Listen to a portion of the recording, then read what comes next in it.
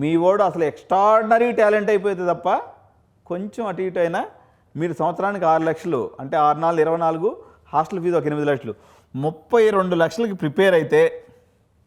ఏమండి మళ్ళీ ఒకసారి చెప్తున్నాను నేను విట్టు ఎస్ఆర్ఎం అమృత మీకు కాలేజ్ ఫీజు హాస్టల్ ఫీజులు కలిపి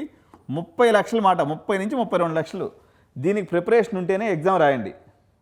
లేకపోతే ఆ 1400 2000 రూపాయల ఎగ్జామ్ ఫీజు కూడా పోగొట్టుకోవద్దు ఓకే 30 lakhs బిలోలో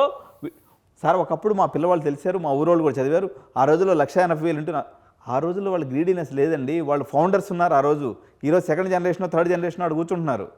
వాళ్ళు ఆల్రెడీ దీన్ని కోట్ల రూపంలో మార్చేదానికి అలవాటు పడిపోయారు కాబట్టి ఇప్పుడు అది సాధ్యం కాదు కాబట్టి విట్ ఎగ్జామ్ యొక్క డేట్ ఏదైతే మళ్ళీ ఒకసారి చూద్దాము విట్కి సంబంధించినటువంటి డేట్ ఏదైతే ఉందో 31/3/2025 కానీ ఎన్ఐఆర్ఎఫ్ ర్యాంకింగ్ కానీ అదేవిధంగా మీకు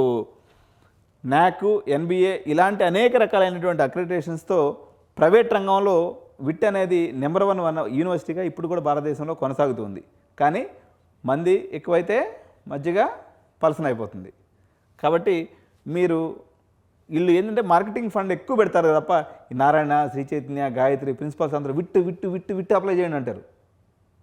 కమిషన్ వస్తుందండి అప్లికేషన్కి అందుకే అంటారు అది మీరు గుర్తుంచుకోవాలా సీక్రెట్ సరేనా ఇది విట్టు పంచాయతీ